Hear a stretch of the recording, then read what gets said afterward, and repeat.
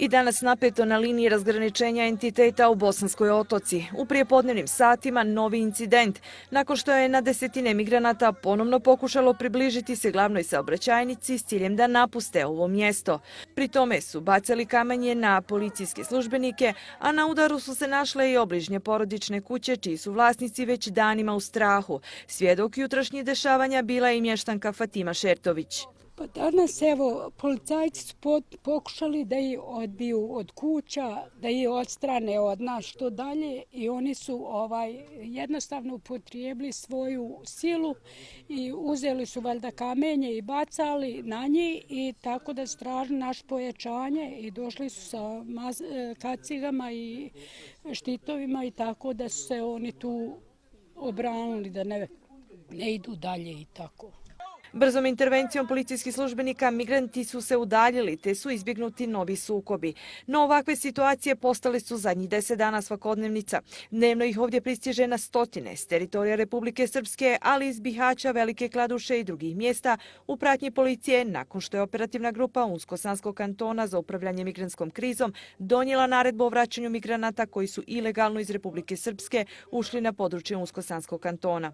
18-godišnji Safi iz Afganistana jedan je od rijetkih koji je danas stio pred našu kameru. Policija ga je vratila iz Bihaća i ovdje već nekoliko dana. Ne želi sukob, ali ovdje na takozvanoj ničijoj zemlji ne može ostati kao i ostali. Iz Srbije je ušao u Bosnu, a onda autobusom iz Tuzle stigao u Bihać.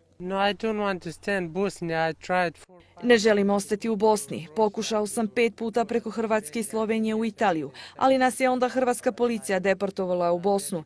I sad imamo i ovu situaciju koja je preteška. Bez vode i hrane smo. Želimo nazad u Srbiju, da pokušamo iz te zemlje ponovno u neku evropsku, ali ne daju nam nazad u Srbiju ili nazad u Bihać. Za mještane otoke, posebno one čija su dvorišta i imanja postala privremeno utočište migrantima, ovako više ne može. Kuće su im pod ključem, bašte i ljetina uništene. Da odete da vidite, nema ništa. 5 dunuma kuruza, bašta, sva ošla. Šatori su po kuruzi. I šta da kažem? Šta da kažem? Peču, kuhaju. Šta da radim? Svaku noć posmatramo i gledamo da neće napasti nas. Da stvari polako izmiču kontroli slaže se i predsjednik mjesne zajednice. Oko kuća je na desetine migranata, ali puno ih je više u okolnim šumama. Evidentno je stalno prisustvo policije, no zbog sve većeg broja migranata smatra da je potrebno pojačati broj policajaca na ovom području. I ovo dugo nećemo moći ovako, jer ćemo mi morati narod podzeti nešto. Policiju zaštiti svoju i oni su naši ljudi i ovaj problem da se reši. Ovo da je kojim slučajem u Banja Luci ili u Sarajevu. Ovo Bakir i Dodik rešili za jedan dan. A pošto je to Unsko-Sanski kanton, mi smo ošto ničija zemlja. Italijanski ratni reporter Fausto Biloslovo od početka izvještava o migrantskoj krizi u Evropi. Prati ih na balkanskoj ruti, uključujući onu kroz Bosnu. Veliki broj migranata nalazi se u Italiji i njegova zemlja sve teže se, kaže, nosi s migrantskom krizom. Europi nije stalo do rješavanja ovog problema. Ostavljava same da se time nosite s migrantima koji stižu balkanskom rutom, ali i oni koji dolaze morskim putem. Ovo je veliki međunarodni problem, ali ovi ljudi isto moraju znati da izbjeglice koji stižu iz ratom zahvaćenih područja poput Afganistana, u redu je da im se pomogne, ali ako dolaze iz zemalja gdje nema rata, gdje su ekonomski problemi, ne možemo ih prihvatiti sve. Nemamo više mjesta i to je problem svih nas.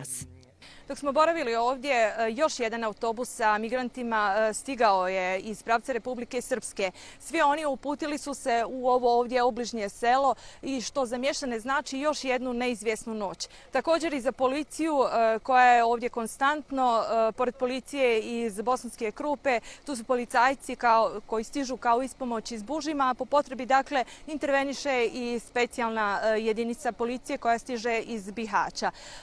Kažu da su i oni na izmaku snage i ne znaju kako će u konačnici sve ovo završiti.